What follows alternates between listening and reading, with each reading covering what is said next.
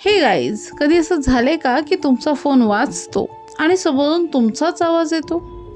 तोही असा आवाज जो तुम्ही ओळखता, अगदी शांत, गंभीर, कमांडिंग व्हॉइस, कुठेही घाबरलेला नाही, गोंधळलेला नाही, अगदी खूप ठामपणे.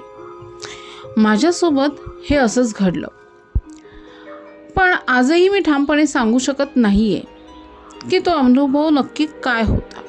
आता हे नक्की काय प्रकरण असावं याचा अंदाज मी आजतागायत तर बांधू शकले नाही आहे, पण या व्हिडिओमध्ये मी आज पूर्ण स्टोरी शेअर करते आहे. तुम्हाला जर काही आकलन झालं तर नक्की कमेंट सेक्शनमध्ये तुमचे कमेंट्स मला शेअर करा. आत्ता आपण पाहूयात इंट्रो आणि इंट्रोनंतर आपण पुन्हा भेटूयात.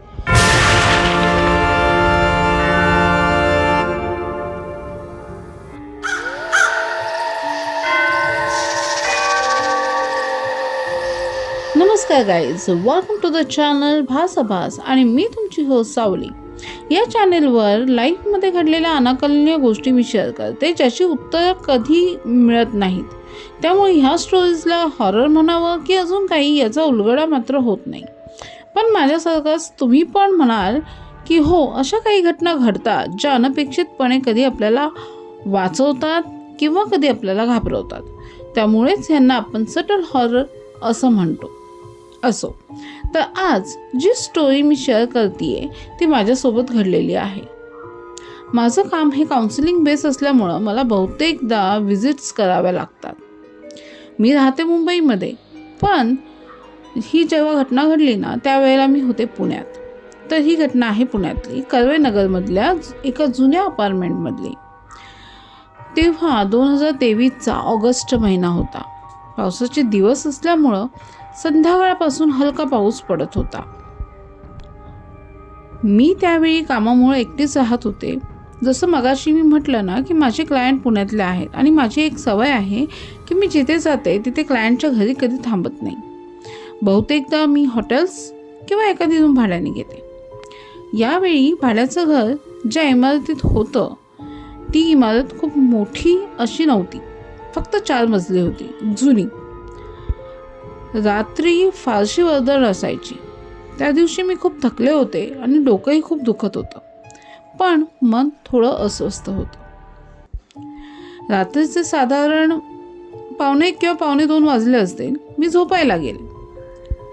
फोन सायलेंटवर होता, तरीही व्हायब्रेशननी मला जाग आली. स्क्रीनवर अननोन नंबर होता. आता अशा वेळी आपण बहुतेक वेळा फोन उचलत नाही, राईट? पण त्यावेळी काहीतरी वेगळं वाटलं. मला वाटलं फोन रिसीव करावा आणि मी क्षणात फोन रिसीव केला, जसं कोणीतरी मला कमांड दिली आहे की फोन उचल. मी कॉल रिसीव केला आणि त्या क्षणी माझ्या अंगावर काटा उभा राहिला, कारण समोरून मला माझाच आवाज आला, अगदी माझ्यासारखा. तोच टोन, तोच बोलण्याचा वेग, लयही अगदी सेम. आणि तो आवाज मला म्हणाला, फोन ठेव आता. पहिल्यांदा मला वाटलं हा कोणाचा प्रँक कॉल असेल, पण वेळ नक्कीच कोणी प्रँक कॉल करेल अशी नव्हती. पण तो आवाज खूप शांत होता. मी काही बोलण्याच्या आधीच तो आवाज मला पुन्हा म्हणाला की दार लॉक आहे ना, एकदा चेक कर. आता मात्र माझं हृदय खूप जोरजोरात धडधडायला लागलं, कारण त्या दिवशी मी दार लॉक केलं होतं की नाही हे मलाच आठवत नव्हतं. मी तसाच फोन हातात धरून हळूच उठले आणि मी दाराकडे गेले. कडी लावलेली होती. मी एक सुस्कारा सोडला आणि त्या क्षणी फोनवर मेसेज आला. त्याच नंबरवर मेसेज होता, लाईट लावू नकोस, शांत राहा. आता माझ्या पाठीवर घाम आला होता. मी खिडकीकडे पाहिलं. बाहेर प्रचंड पाऊस, इमारत शांत, आणि त्यात माझ्या घराबाहेर मला हलकासा पावलांचा आवाज आला. मी कानोसा घेतला. ती पावलं खूप हलकी होती, जणू कोणी जाणून बुजून आवाज कमी करत होतं. मी श्वास रोखून धरला. फोन अजूनही माझ्या हातात होता.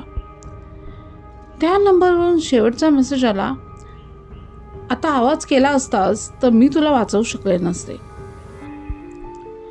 पावलांचा आवाज थोडा वेळ दरवाजाजवळ थांबला आणि मग हळूहळू निघून गेला. त्या क्षणी माझ्या डोक्याला खूप मुंग्या आल्या. डोकं एकदम सुन्न झालं. मी त्या रात्री झोपले नाही. सकाळी सिक्युरिटीला विचारलं तेव्हा त्यांनी सांगितलं की रात्री एक अनोळखी माणूस इमारतीमध्ये त्याने पाहिला होता. तो कोणाच्या तरी दारापाशी थांबलेला होता. मी पोलिसात तक्रार केली पण काही पुरावाच नव्हता. आता काही समजत नव्हतं म्हणून म्हटलं की एकदा त्या व्यक्तीला आपण कॉल करून विचारावं, म्हणून त्या नंबरवर मी कॉल बॅक केला. तेव्हा मला समजलं की हा नंबर अस्तित्वातच नाही आहे. मला आता काही कळेना. डोकं पुन्हा खूप दुखायला लागलं. त्यामुळे मी तो विषय तिथेच सोडला, कारण त्या रात्री मला मुंबईला परतायचं होतं. पण आजही तो नंबर माझ्या फोनमध्ये कॉन्टॅक्ट नेममध्ये सेव्ह आहे मी म्हणून. तो आवाज मी अजूनही विसरलेली नाही आहे, कारण तो आवाज माझाच होता, पण मी नव्हते. आजही मला कळत नाही की तो अनुभव नेमका काय होता. हॉरर कॉल होता की मला सेव्ह करणारा कॉल होता, यात अजूनही मी कन्फ्यूज आहे. पण एक गोष्ट नक्की की त्या रात्री तो फोन जर आला नसता तर कदाचित मी आज इथे नसते. जर तुमच्याही आयुष्यात अशी एखादी घटना घडली असेल जी तुम्ही आजपर्यंत कोणालाच सांगू शकला नसाल, तर डिस्क्रिप्शनमध्ये जो ईमेल ID आहे त्यावरती नक्की शेअर करा. तुमच्या इच्छेनुसार नाव गुप्त ठेवून किंवा नावासकट ती कथा मी भास या चॅनलवर शेअर करेन. अर्थात ही कथा आवडली असेल, हा व्हिडिओ आवडला असेल तर लाईक करा. अशाच अनकलनीय अनुभवांसाठी या चॅनलला सबस्क्राईब करा आणि हा अनुभव इतरांपर्यंत पोहोचवा, म्हणजे अर्थात शेअरवर क्लिक करा.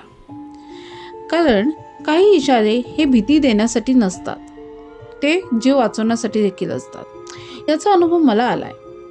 कधी ना कधी तुम्हाला हा अनुभव आला असेलच. कदाचित ती दैवी शक्ती असू शकेल, नाही का?